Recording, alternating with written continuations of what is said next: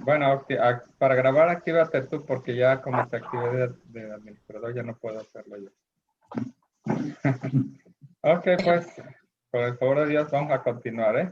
Y gracias por compartir a los hermanos sus testimonios de este curso, de este discipulado. Y fue muy, muy interesante oírlos. Ok, Qué gracias. lástima que me lo perdí, pero muchas gracias, hermanos, No los grabamos. por su paciencia. No lo Que grabamos. se repita, ¿verdad? Ok. Sí. Donaldo, si usted quiere empezar a hacer oración para que entre. Como usted quiera. Sí, porque para que entre ya con oración. Calentar motores otra vez, ¿verdad? Sí es.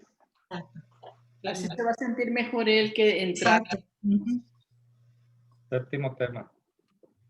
La dieta del discípulo. ¿Ustedes La están a dieta. dieta? Pero no de Dios, ¿verdad? Yo no hay dieta. Bueno. Bien, vamos a hacer una breve oración, ya que ustedes ya oraron, pero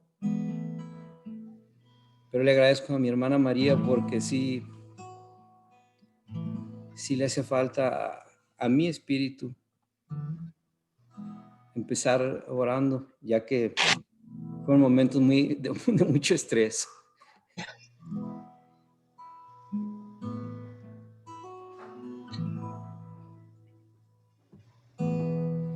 Ven Espíritu Santo, En Espíritu Santo. y llena los corazones de tus fieles. Enciende en ellos el fuego de tu amor.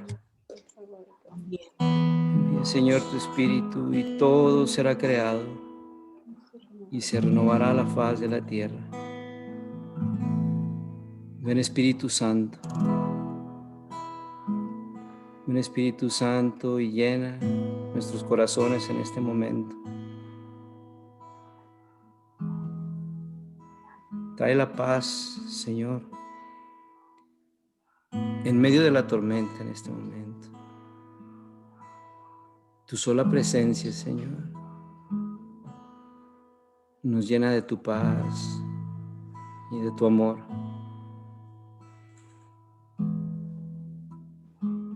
Te abro la puerta, Señor, en mi corazón en este momento para que tú entres, para que tú tomes tu lugar. Ven, Espíritu Santo. Ven y toca mi mente, mi alma, mi corazón. Lléname de ti, Señor. Lléname de tu presencia. Quiero más de ti, Señor, y menos de mí. Ven, Espíritu Santo. Ven, tercera persona de la Santísima Trinidad, y abrázanos. Consuélanos. Confórtanos. Restáuranos. Oh Espíritu Santo. Ven. Ven y llénanos de ti. Llénanos de tu amor.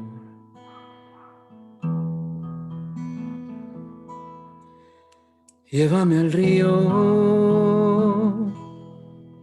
de tu presencia. Me quiero empapar en tu santidad. Llévame al río de tu presencia.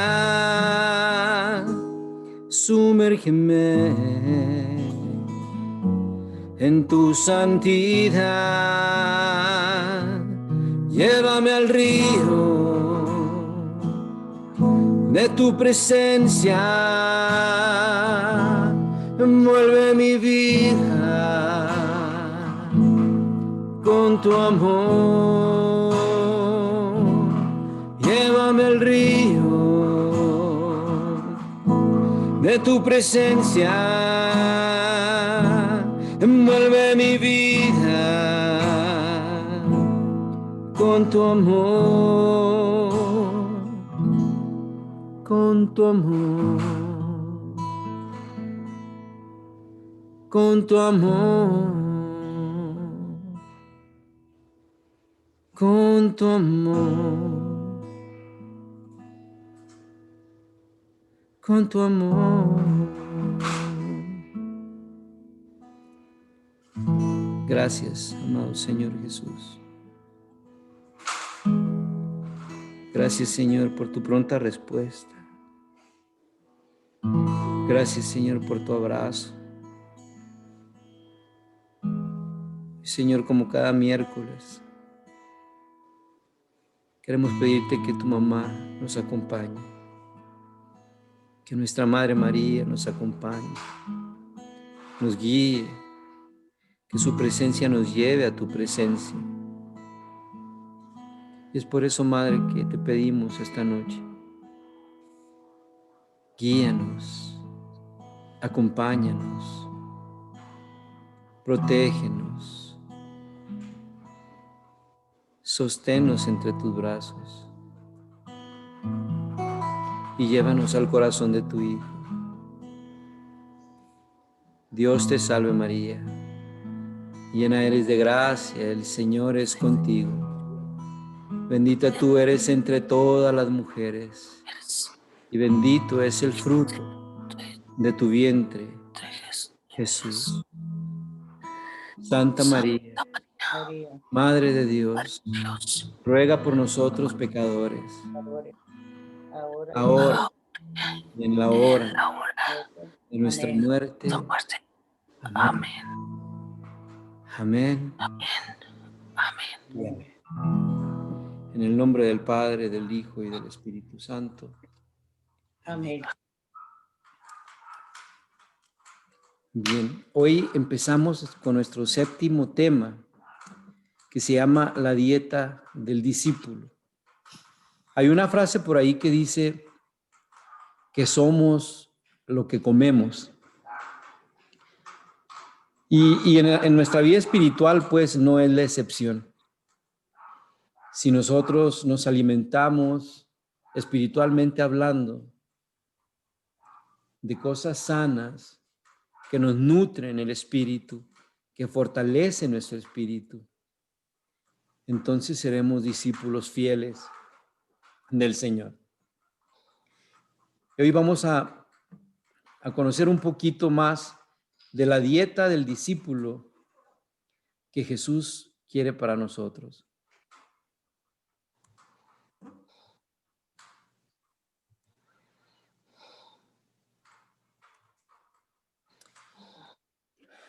Nos menciona 4 ingredientes que fundamentan la dieta básica de un discípulo. El primero es la formación. El primero es la información. El segundo, la formación. El tercero, la revelación. Y el último, la transformación. Es decir, los primeros 3 ingredientes: ¿estás bien? la información, la formación y la revelación van y desembocan en la transformación. De manera que estos son los 4 ingredientes que fundamentan la dieta de un discípulo. Muchas veces no nos gusta lo que tenemos que comer. Como cuando está uno niño que no le gusta que le sirvan brócoli o que le sirvan coliflor o verduras. Mira, mijito, que son verduras cocidas. Guac. Pero la mamá sabe por qué se las da a su hijo. La mamá sabe que estos alimentos contienen los nutrientes que su hijo necesita para estar fuerte, para estar sano.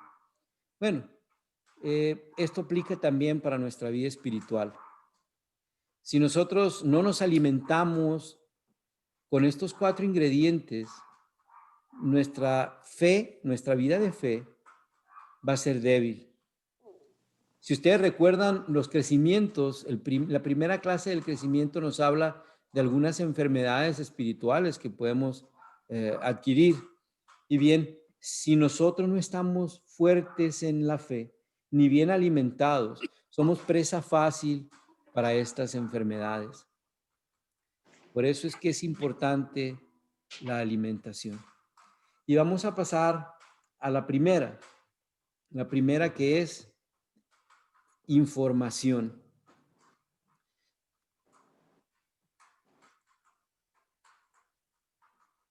Todo maestro comunica de las verdades que sus discípulos tienen que conocer. Saca de su archivo una serie de datos que transmiten pedagógicamente. Se trata de elementos teóricos que son como herramienta fundamental que el discípulo debe de aprender a usar. En este sentido, Jesús nos comunicó algunos conocimientos. Como por ejemplo nos comunica de su existencia antes de Abraham. Es decir, de la compañía de Jesús con el Padre y el Espíritu Santo desde la creación. También Jesús nos educa sobre la indisolubilidad del matrimonio. Es decir, ustedes han oído decir que mediante un documento un hombre puede separarse de su esposa, mas yo les digo que lo que ha unido Dios no lo separe el hombre. En la ley mosaica se hablaba de algunos alimentos impuros y que como parte del seguimiento a las leyes mosaicas y de la cultura, esos alimentos eran considerados impuros, mas Jesús nos dice que lo que hace impuro al hombre no es lo que entra por la boca del hombre, sino más bien lo que sale del corazón del hombre. Todos los alimentos son puros. Jesús también nos habla del pecado contra el Espíritu Santo y nos dice que ese pecado no tiene perdón.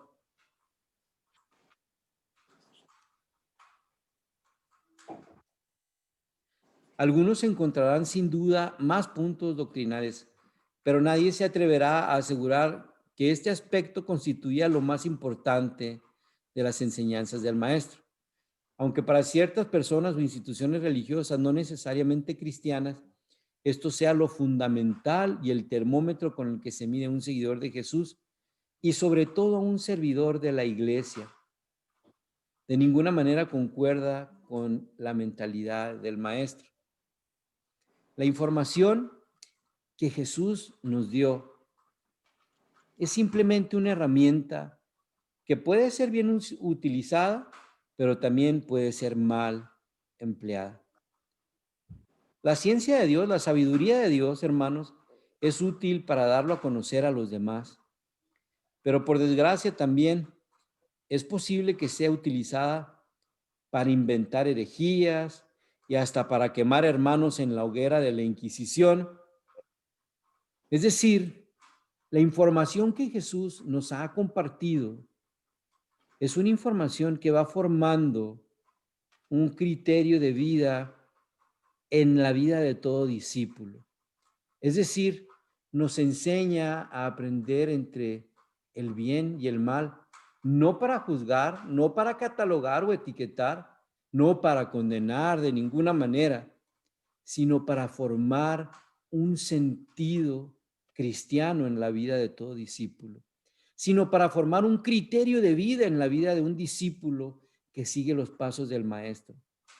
La información es para guiarnos, es simplemente una herramienta.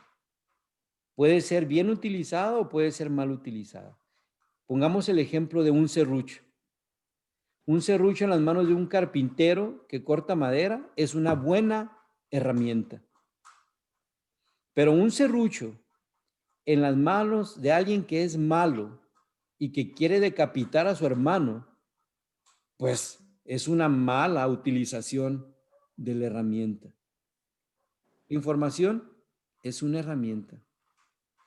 No es un motivo para nosotros creernos superiores a los demás. Habemos algunos hermanos que nos preparamos, asistimos o atendemos a ciertos crecimientos, a ciertas formaciones, a ciertos talleres, y ya porque tenemos algunos títulos, nos enfermamos de una enfermedad muy contagiosa, más contagiosa que el COVID, hermanos. Se llama titulitis. Y ya por eso creemos que somos más que nuestros demás hermanos. Nada más equivocado. Aquel que conoce aún más del reino sabe que eso es lo contrario. El mayor entre ustedes, hágase el menor y sirva a los demás. Esa es la enseñanza del maestro. Bien. El segundo ingrediente es la formación. No basta la información de datos doctrinales. Estos nos ayudan para integrar una serie de conocimientos que, bien manejados, sirven para el desarrollo y la maduración de un discípulo. Sin embargo, más importantes que los elementos teóricos son los criterios y valores que han de regir la vida y las relaciones de las personas. Nosotros lo vemos muy claro. Jesús muchas veces puso por encima de todo marco teórico, por encima de toda ley, Jesús puso la vida del hombre. Recordemos aquel sábado en la sinagoga, donde Jesús está enseñando y se encuentra con un hombre con una mano tullida. Jesús se olvida de marcos teóricos, de criterios y valores mundanos,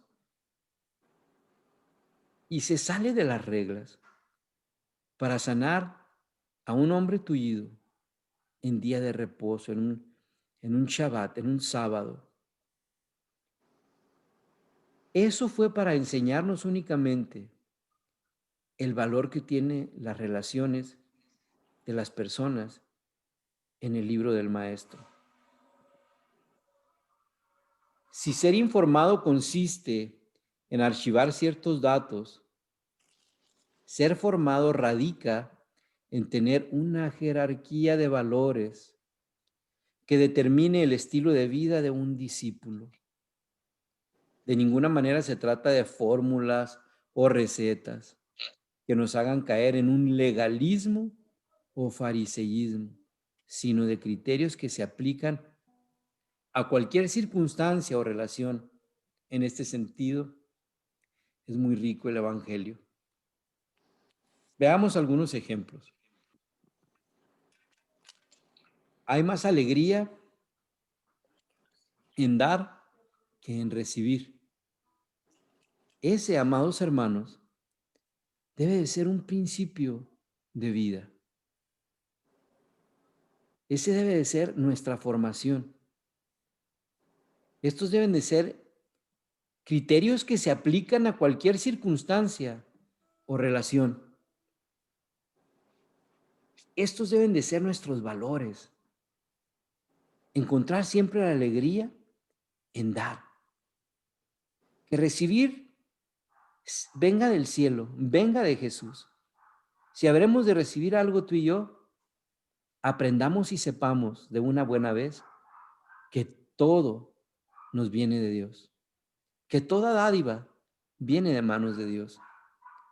Hay más alegría en dar que en recibir.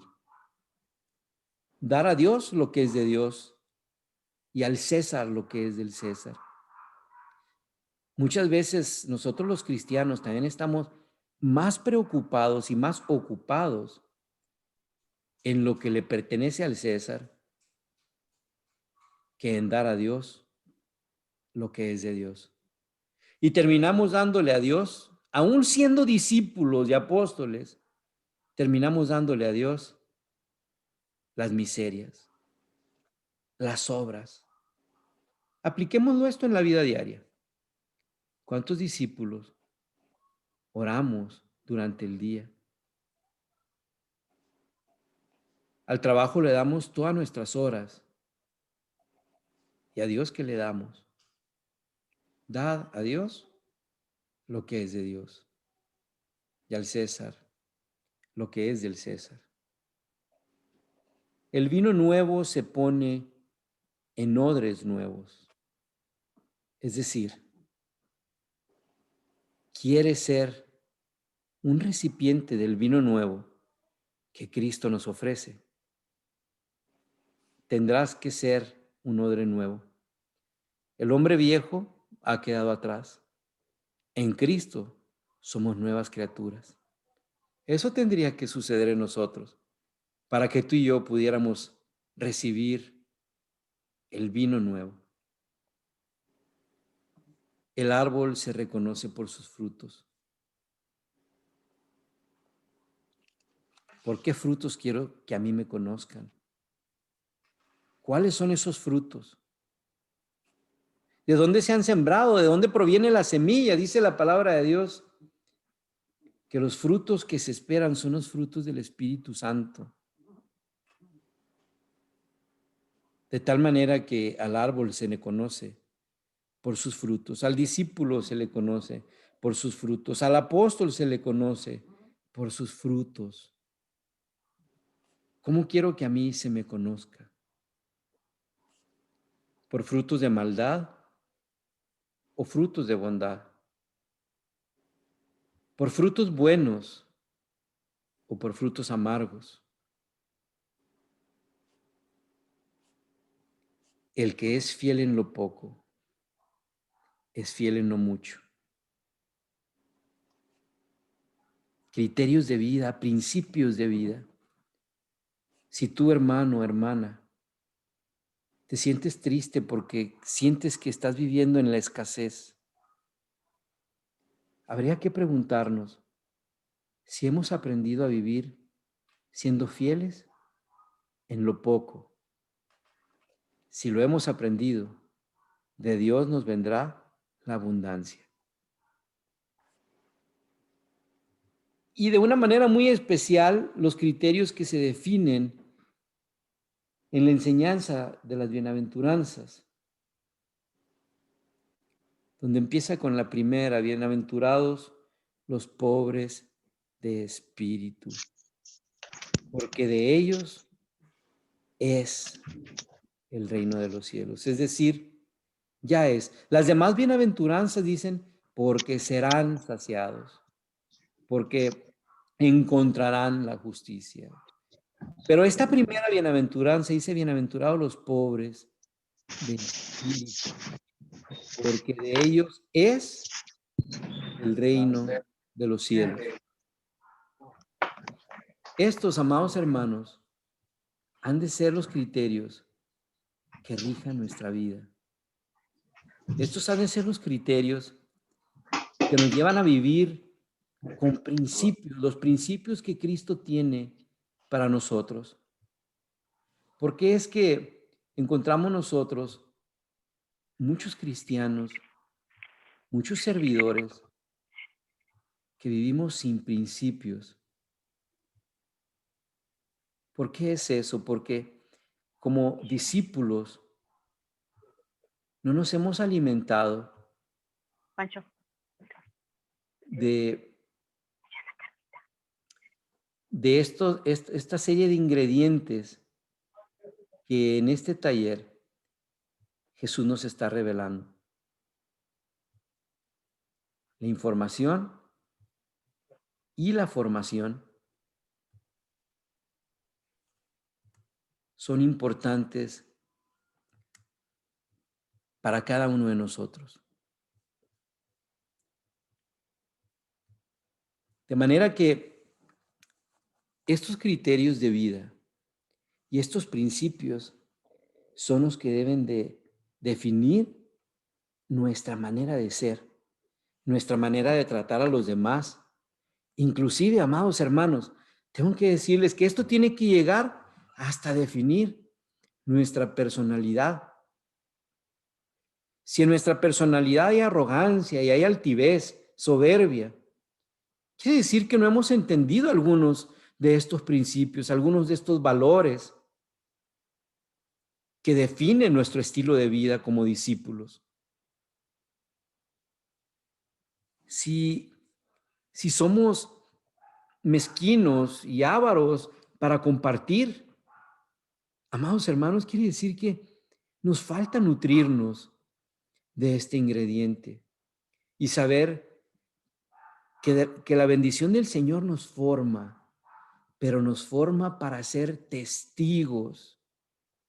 Ustedes serán mis testigos hasta los confines de la tierra, dice la palabra de Dios. Necesitamos ser testigos. Si tú y yo no podemos ser testigos, si tú y yo no podemos ser testimonio, entonces somos lo contrario, anti-testimonio. Yo no sé tú, pero yo quiero ser testimonio. Yo quiero ser testigo. Yo quiero que aquellas personas que viven conmigo, que se relacionan conmigo, descubran estos valores que son fruto del Espíritu Santo en mi vida, en cada uno de mis reacciones, en cada uno de mi comportamiento, en la manera en la que afronto los problemas de la vida diaria, en la manera en la que afronto los momentos de temor y de angustia de la vida diaria, que se puedan descubrir estos valores en mi vida. Obviamente,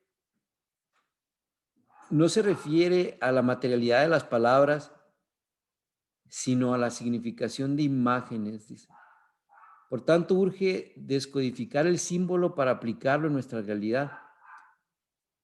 Por ejemplo, cuando se afirma el sábado se hizo para el hombre y no el hombre para el sábado, debemos encontrar todo lo que puede estar envuelto en el sábado. Es decir, ¿cómo seguimos nutriéndonos de la palabra de Dios? ¿Cómo encontramos el alimento oculto en la palabra de Dios? ¿Cómo descubrimos aquellas líneas entre medio de los renglones de la palabra de Dios que han de nutrir nuestra vida? Bien, tomemos como ejemplo, el sábado se hizo para el hombre y no el hombre para el sábado. Bien, podemos hacer este pequeño recuadro donde ponemos el sábado y ponemos el hombre. ¿Qué se concentra en el concepto del sábado? ¿Qué podemos descubrir cuando hablamos del concepto del sábado? Bueno, encontramos que es una ley, ¿no? Una ley que se había convertido en algo esencial, seguir esa ley para poder encajar en el criterio de los líderes religiosos de ese tiempo. Era un tipo de ley. También podemos descubrir en el concepto de lo que es el sábado, que era una costumbre, que se había vuelto una tradición, que habíamos dejado de entender para qué el Señor puso el sábado como día de descanso. Se convirtió en una costumbre, se convirtió en una tradición, en una constitución legal, en un derecho canónico, en un decreto. Pero ¿de qué nos olvidamos, pues, por estar observando únicamente el sábado? Pues nos olvidamos de lo que está enseguida. Nos olvidamos del hombre. ¿Y qué se encierra en ese concepto de hombre? Se encierra la sociedad, la comunidad, la persona misma, el bien común. Y mira cuánto énfasis le puso el Señor a la sociedad, a la comunidad, siendo él mismo quien no pudo iniciar su ministerio, su apostolado, sin iniciarlo a través de una comunidad, llamando a los 12 que habrían de estar con él para continuar su misión. Mira cuánto empeño le puso en enfatizar la importancia de las personas y cómo todo lo que él hacía, lo hacía basado en una relación interpersonal. En el capítulo 9 del Evangelio de Marcos, nosotros nos encontramos con un hombre que trae a su hijo a la presencia de Jesús, un hijo que sufría de epilepsia o de ataques de un demonio. Y estaban queriéndolo sanar y estaban queriendo averiguar por qué no habían podido sanarlo y estaban discutiendo los líderes religiosos con los apóstoles de Jesús. Cuando Jesús se aproxima y les dice, ¿de qué están hablando? Y entonces sale el papá y le dice el papá, maestro, te he traído a mi hijo porque está enfermo, lo ha poseído un demonio que lo lanza contra el fuego, que lo lanza contra el agua, que lo tira al piso. Y nosotros vemos una maravillosa forma en la que Jesús se interesa primero que nada, por la persona en la figura de este padre. Y empieza un diálogo maravilloso con este papá que venía afligido, con este papá que venía sufriendo y que encontraba en Jesús la esperanza de lo que necesitaba. Dice la palabra de Dios que Jesús empieza un diálogo, una plática maravillosa con este padre de familia. Le pregunta, ¿y desde cuándo le sucede esto a tu hijo? ¿Y cómo le pasó? Yo hasta me imagino a Jesús abrazando a aquel hombre y empiezan a caminar los dos juntos mientras platicaban y conversaban. Y en esta conversación el papá se da cuenta que no solamente el hijo estaba enfermo, el papá se da cuenta que él también estaba enfermo, de ansiedad, de miedo. Tan es así que al principio el papá le dice, si puedes hacer algo por mi hijo, ten compasión de él. Pero al irse adentrando la plática con esta persona, este hombre se da cuenta que él también está enfermo y termina diciéndole, si puedes hacer algo por nosotros. A lo que Jesús responde, ¿cómo que sí puedo? Todo es posible para el que cree, responde Jesús. Y aquel hombre cae de rodillas ante la presencia de Jesús y le dice, creo, Señor, pero aumenta mi poca fe. ¿Cómo Jesús sana? Lo hace a través de una relación íntima con la persona. ¿Por qué tantos vienen a la presencia de Jesús en retiros, en congresos, en encuentros y no encuentran la sanación que andan buscando? Amados hermanos, porque nomás andan buscando la sanación. No buscan una relación íntima, profunda con el Maestro. Solamente quieren la sanación. Es decir, buscan la añadidura, mas no buscan el reino. Y bien lo entendemos en el Evangelio de Jesucristo según San Mateo. Busca primero el reino de Dios. Lo demás viene por añadidura. ¿Y cómo es que por estar observando el sábado nos olvidamos del bien común, de la persona, de la comunidad, de la sociedad misma? Por eso es que el Maestro quiere nutrirnos con su palabra, para que aprendamos a vivir de acuerdo a su palabra. Vamos a hacer otro ejercicio semejante a este que acabamos de hacer. El vino nuevo se coloca en odres nuevos. Tenemos vino nuevo y tenemos odres nuevos. Bajo el concepto de vino nuevo, ¿qué podemos distinguir? Podemos distinguir una uva fermentada. ¿Qué quiere decir esto? Que se va a expandir, que no se va a quedar como está. ¿Qué es lo que hace el fermento en la masa? La hace que se infle, que crezca. Es decir, estamos hablando de un vino nuevo que va más allá, que se expande, que crece. También podemos entender por vino nuevo el Espíritu Santo de Dios. Podemos entender por vino nuevo todo lo nuevo que Jesús trae, todo lo nuevo que en sí es la persona de Jesús en nuestras vidas. Por vino nuevo podemos entender la alegría. ¿Y qué entendemos por odres nuevos? Bueno, el odre para hacerlo requiere de un proceso. No es algo que se da en la naturaleza, es algo que se tiene que someter a un proceso. Sabemos que un odre nuevo es más flexible y aguanta la explosión del fermento de la uva. Un odre viejo ya es rígido, ya es duro, ya no es flexible. Por ese motivo es que no aguanta el proceso de fermentación de la uva. El vino viejo, el vino ya añejo, ya pasó el proceso de fermentación. Puede estar en un odre viejo, sin romperlo, sin reventarlo. Pero si estamos hablando del vino nuevo, de la uva fermentada, del Espíritu Santo, del proceso de Jesús, de la alegría de Jesús, de la presencia de Jesús, necesitamos un odre nuevo que sea flexible, que aguante, que no se rompa.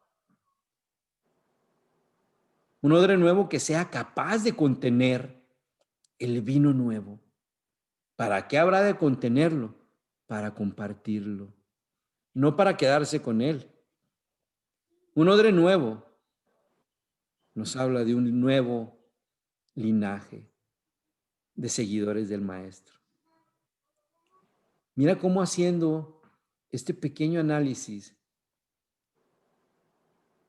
de este ingrediente de alimentación que es la formación, nosotros podemos descubrir cómo la palabra de Dios nos da un nuevo criterio de vida.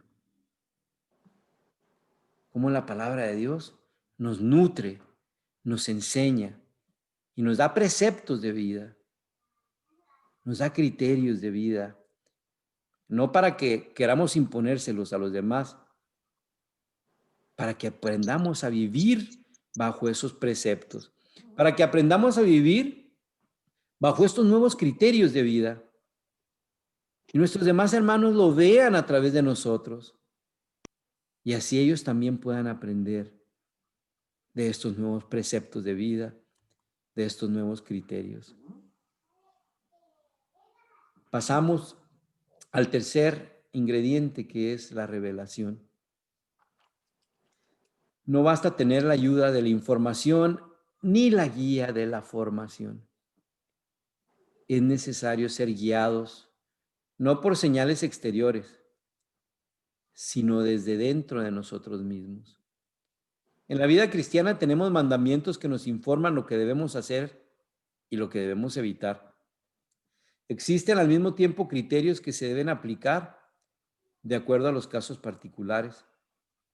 Sin embargo, también es necesario la revelación del Espíritu, que nos guíe en momentos específicos. Jesús se refiere precisamente a ello cuando decía, cuando los lleven a los tribunales para entregarlos, no se preocupen de lo que van a responder. Oigan lo que se les comunique en ese momento, porque no serán ustedes los que hablen, sino el Espíritu del Padre hablará en ustedes. Por eso San Pablo, que tenía experiencia de revelaciones especiales, escribía a la comunidad de Éfeso que el Dios de nuestro Señor Jesucristo, el Padre de la gloria, les conceda espíritu de sabiduría y revelación para conocerle perfectamente, iluminando los ojos del corazón para que conozcan cuál es la esperanza a la que han sido llamados. Es la riqueza de la gloria otorgada por Él en herencia y cuál la soberana grandeza de su poder para con nosotros. Palabra de Dios. Te alabamos, Señor. El apóstol nos habla de un espíritu de sabiduría y revelación y nos delinea su función en nosotros, que es conocer a Dios en plenitud. ¿Cómo pues sabremos de seguir a alguien que no conocemos. El primer mandamiento y el más importante que nos enseña el Maestro, amar a Dios con todo nuestro corazón, con toda nuestra alma, con toda nuestra mente. Si no le conocemos, ¿cómo pues habremos de amarlo? Es a través de la revelación de Dios que aprendemos a conocer a Dios en plenitud. Sobre todo en aquellos momentos críticos de fe, donde nos cuesta trabajo ver, ahí es donde el Señor se revela con mayor esplendor. Conocer la esperanza a la que hemos sido llamados. Tú y yo como discípulos tenemos una nueva esperanza y hemos sido llamados a seguir esa esperanza que es Jesús. Por eso mucha gente que está lejos del camino del Señor no puede entender cómo de repente hay tanta paz en los seguidores del Maestro, aún en medio de las tormentas, aún en medio de conflictos de gran magnitud. Y es que, amados hermanos, hemos sido llamados a conocer esa esperanza, a conocer la gloriosa herencia a la que tenemos derecho, a conocer la grandeza de su poder. Pablo habla de conocer y no de saber.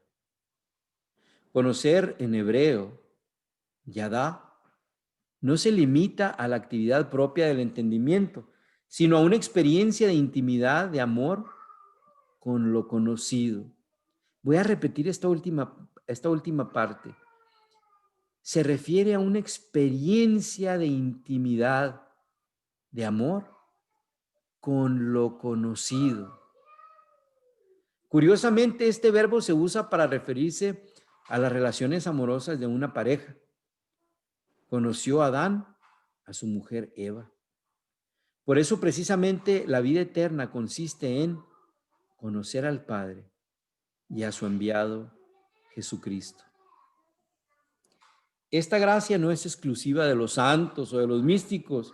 Esta gracia es para todo aquel que se interne en esta dimensión de dejarse iluminar por la luz del Espíritu, que descubre lo más íntimo de la vida de Dios. Con razón, al Espíritu Santo se le llama el revelador. Cuando se ha tomado una fotografía, el rollo de la fotografía se lleva a un laboratorio. Ahí pasa por un líquido llamado revelador. Y aquella película negra poco a poco va reflejando colores y figuras hasta que podemos descubrir perfectamente un maravilloso paisaje o una persona. Esto es precisamente lo que hace el Espíritu Santo. Nos descubre las maravillas de la nueva vida en Cristo Jesús y hace que tomen dimensión y figura las cosas que teníamos simplemente archivadas en la cabeza. Jesús reservó ciertas cosas a sus discípulos que no eran transmitidas a todo el mundo. Reyes y profetas hubieran querido ver y oír lo que estos privilegiados experimentaron en la intimidad. Sin embargo, otras muchas cosas no se las dijo. Era necesario el revelador que descubriera a los discípulos los secretos de Dios. Es decir, hasta el mismo Jesús dejó una tarea pendiente que no podía ser contenida en sus palabras y sus enseñanzas.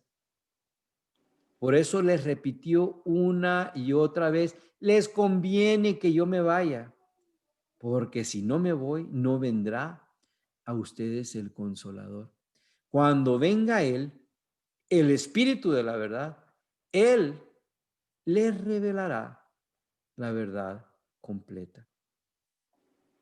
El Espíritu Santo revela la verdad completa y nos enseña los secretos divinos. De esta manera, cada uno es enseñado de manera personal, no individualista, para que así se cumpla la profecía que identifica los tiempos mesiánicos. Ya no tendrán que adoctrinar más el uno al otro, sino que todos serán enseñados por Dios, desde el más pequeño hasta el más grande. Solo el Espíritu revela la verdad en el corazón del creyente. Hay misterios que únicamente Él descubre. Existe un mundo nuevo que nadie sino el Espíritu de Dios muestra. El maestro interior enseña lo que nadie puede hacer. Así, conviene que nos preguntemos, ¿qué cosas me ha enseñado el Espíritu Santo? Podría precisar alguna experiencia del Espíritu que ha determinado mi vida. ¿Soy testigo de lo que he visto y oído? ¿O un simple reportero de lo que ha pasado frente a mí?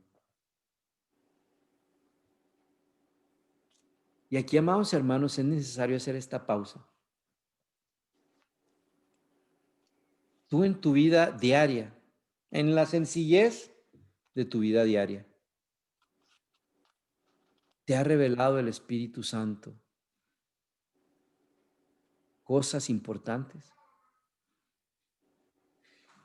Recuerda que no estamos hablando de que esto nada más es para aquellos que se encierran y viven unas vidas en silencio, en oración. No, esto es para todos. La promesa de Dios es para todos. Y cada uno de nosotros que vivimos el seminario de vida, nosotros disfrutamos de una enseñanza que es la promesa de Dios es para todos. Yo quiero compartirte, y estoy seguro que te vas a identificar conmigo en esto, que en muchas áreas de mi vida ha habido revelaciones que de momento yo no entiendo, sino que ya después me pongo a reflexionar y digo, ¿yo cómo supe esto? ¿De dónde me vino a mí esto? Y te digo una cosa, hermano, hermana, no solamente en el camino del Señor, es decir, no solamente revelaciones que tienen que ver con mi caminar cristiano, tantas revelaciones que tienen que ver con mi trabajo, que al final del día no puedo más que agradecerle a Dios y decirle, gracias Señor, porque conmigo te has vuelto un ingeniero y me revelas tantas cosas y me muestras el camino a seguir, que después del tiempo puedo yo decir, ¿cómo tomé esta decisión? ¿De dónde me vino esta revelación? Y hay un riesgo grande de llegar a pensar que vino de mí.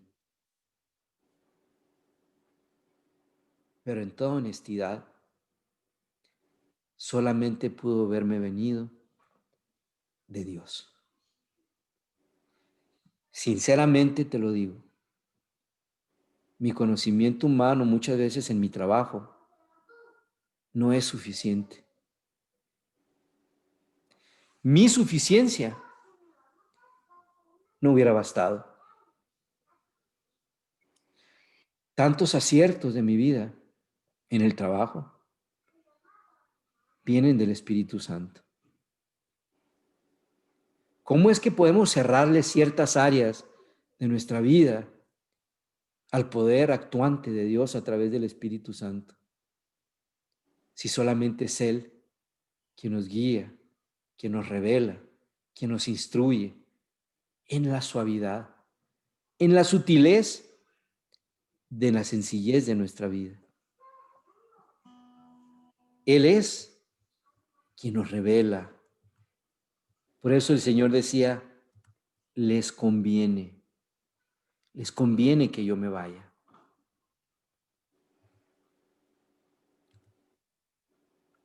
Es muy diferente ser testigo que reportero.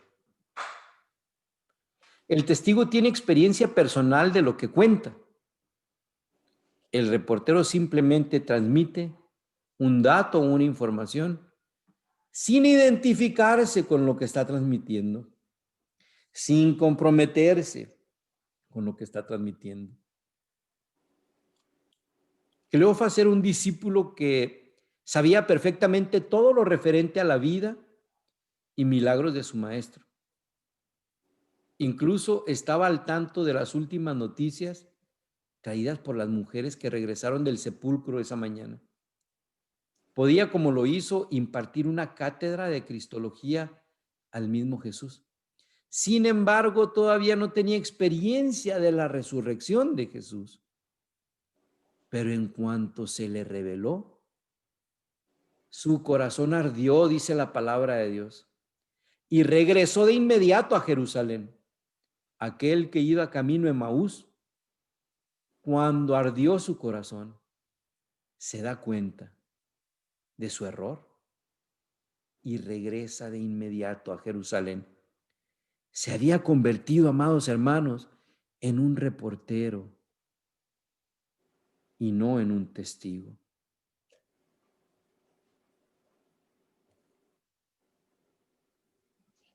Voy a hacer una pausa ahí para contarles algo.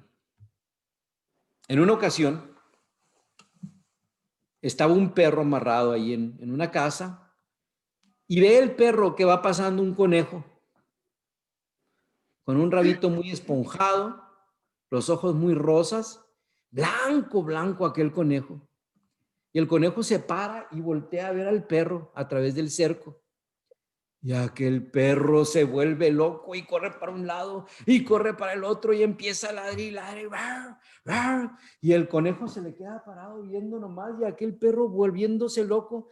Tanto se volvió loco el perro que rompe la cuerda que lo ataba. Y agarra vuelo y brinca el cerco y entonces el conejo dice, corre porque si no aquí te quedas. Y aquel conejo empieza con aquella cualidad que tienen los conejos de ser tan rápidos y tan hábiles, empieza a correr. Y el perro ahí viene tras de él, ladre y ladre. Y entonces el perro de la casa del vecino vio al perro vuelto loco y también se pone loco y ¡guau! ¡Guau! Y empieza a ladrar y empieza hasta que brinque el cerco y ahí viene, ya no es un perro, ahora son dos perros los que vienen corriendo. Y vienen corriendo, y como van corriendo, los perros del barrio empiezan a volverse locos porque aquellos dos traían un escándalo, se brincan también el cerco y al rato, detrás de aquel conejo venía una multitud de perros. El conejo encuentra un huequito a través de un cerco y por ahí se escabulle y se escapa. Cuando el perro, aquel líder de la manada, llega al punto donde se le pierde el conejo y empieza a ladrar y empieza a ladre y ladre y de un lado para otro y corre para la derecha y corre para la izquierda y ladre y ladre. Y los demás perros lo siguen y se vienen para la derecha y se vienen para la izquierda siguiéndolo. Y están ahí las horas, hermanos, ladre y ladre, a un hoyo, a un hueco en un cerco. Los últimos perros que se unieron a la manada empiezan a preguntarse entre ellos, oye, ¿y qué estamos haciendo aquí? No, pues vimos que iba una bola de perros ahí a ladre y ladre con una loquera y pues lo seguimos a ver qué había. Pues vámonos, ¿no? Pues vámonos. Y se empiezan a retirar. Se empiezan a retirar. ¿Y sabes tú cuál fue el último perro que quedó? El primero. Porque fue el único perro que vio al conejo. Los otros nomás siguieron el escándalo. Los otros nomás les gustaba la pachanga y la bulla. Los otros nunca vieron al conejo. Al final estaban ladrándole a un hoyo en un cerco. Amados hermanos, esa es la diferencia entre un reportero y un testigo. El que permaneció era el testigo. Yo lo vi. Por eso lo seguí.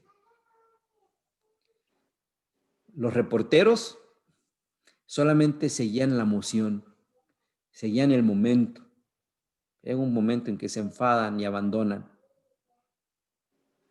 Seamos como el perro que vio al conejo. Seamos testigos. Permanezcamos y perseveremos a pesar de todo, porque tú y yo hemos visto al Maestro. Porque tú y yo hemos escuchado su revelación.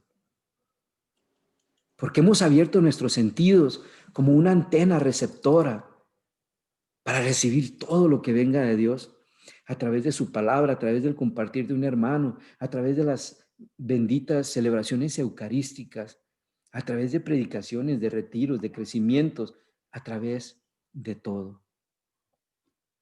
Seamos pues aquel que vio al conejo y no aquellos que se enfadan porque no vieron nada y solamente siguieron a la bola.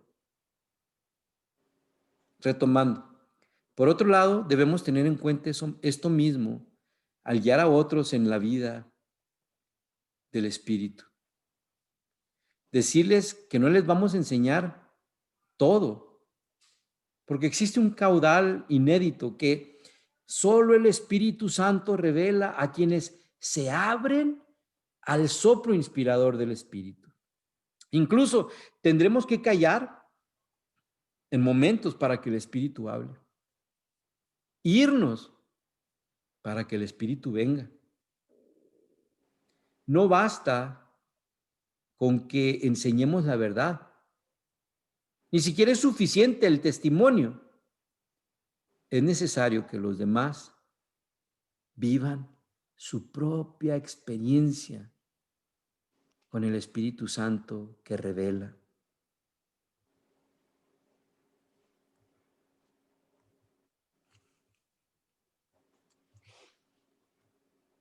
La tarde del domingo de resurrección, Jesús se apareció radiante a 10 de los suyos que estaban escondidos en el cenáculo. Poco después, ellos transmitieron vivamente su experiencia a Tomás, que acababa de regresar. Sin embargo, el apóstol no le bastó que ellos le contaran la aparición que habían tenido. Para él no era suficiente escuchar una decena de veces la misma historia. Tomás tenía derecho a una revelación como los demás. Y Jesús lo sabía. Tan lo sabía que 8 días después, Jesús se aparece nuevamente. Y lo primero que les dice, la paz a ustedes. Y entonces le dice, Tomás, ven para acá. Y entonces Tomás voltea a ver a los demás y dice, no, sí, ya te vi, ya creí, ya entendí. No, ven para acá. Mete tu dedo en mi llaga.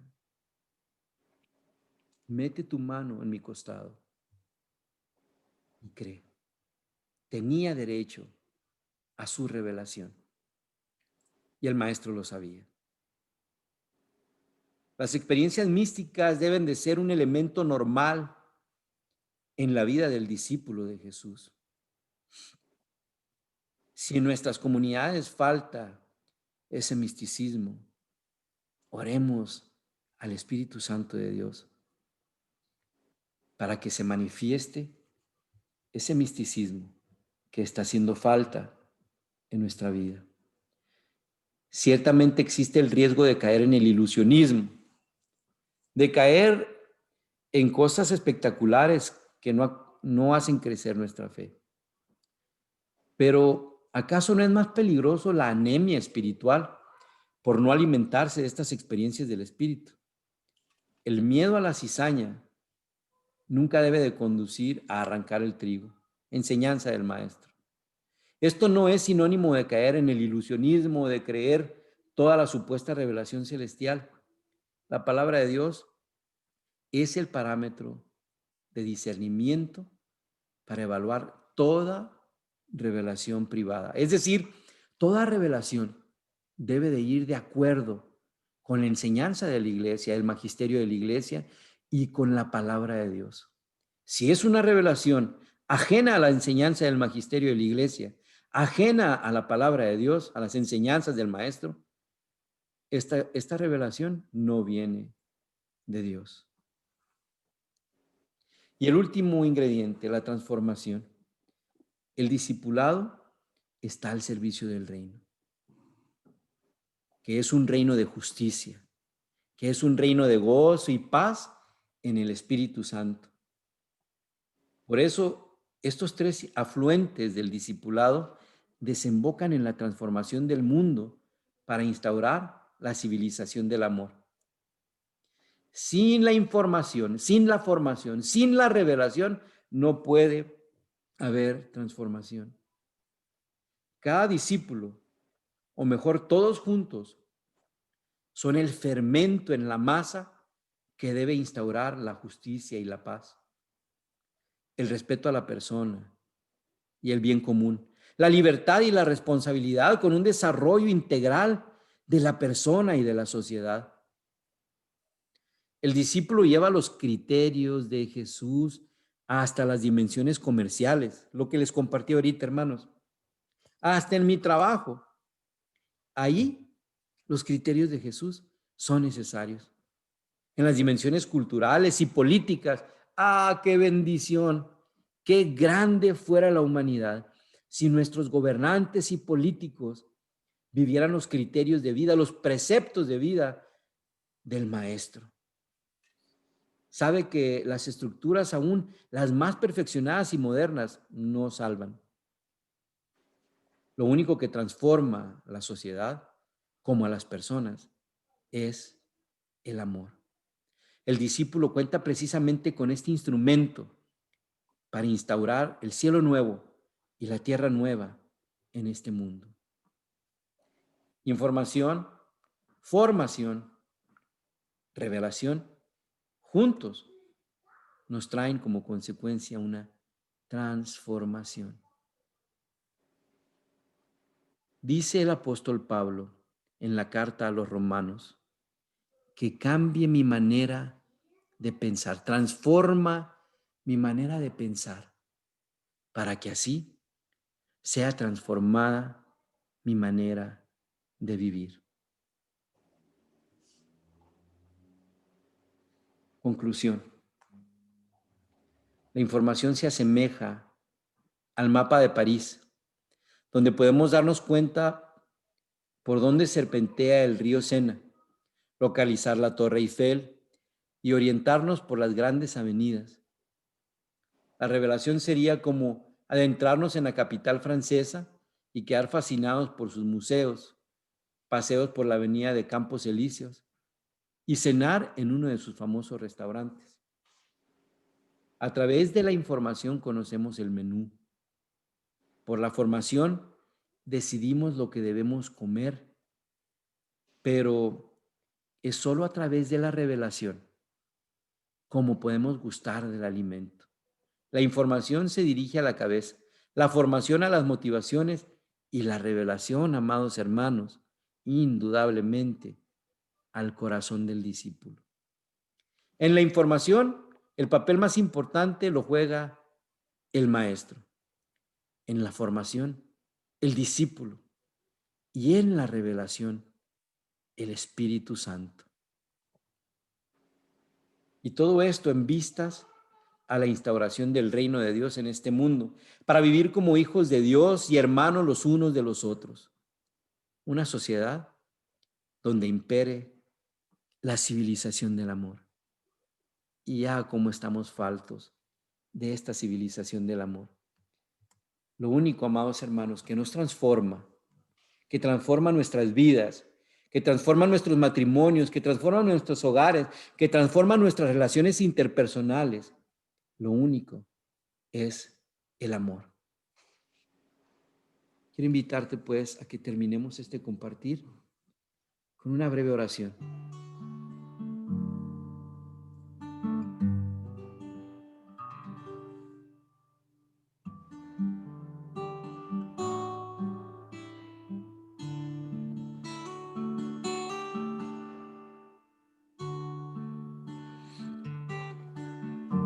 Cierra tus ojos, hermano.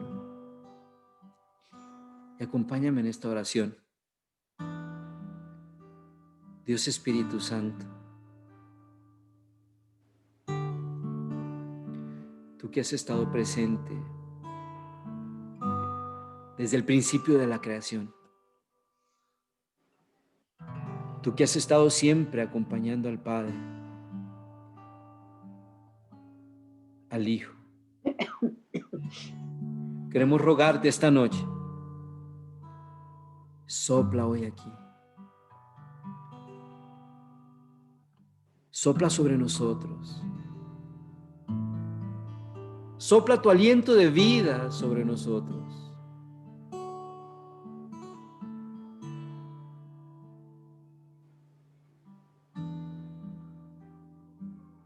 Obra en nuestras vidas. Revélate, Señor. Revélate, que queremos escucharte. Revélate en nuestra vida diaria, en la sencillez de nuestra vida diaria. Manifiéstate, Dios Espíritu Santo, divino compañero del camino. Espíritu de sabiduría y de revelación, muévete en mí. Muévete en mí. Sopla hoy aquí, Santo Espíritu de Dios. Sopla hoy aquí y llénanos de ti, Señor. Díselo conmigo. Sopla hoy aquí, Santo Espíritu de Dios. Sopla hoy aquí y llénanos de ti, Señor. Solamente, Señor, es a través de tu revelación que aprendemos a alabarte y adorarte como tú lo mereces. Solamente es a través de tu revelación que aprendemos a darte el lugar que te corresponde en nuestra vida. Hoy quiero elevar mis manos, hoy quiero elevar mi voz, hoy quiero cantar tu gloria, aleluya. Hoy quiero elevar mis manos, hoy quiero elevar mi voz, hoy quiero cantar tu gloria, aleluya. Gloria, gloria, gloria a ti, Señor. Gloria, gloria, gloria a ti, Señor.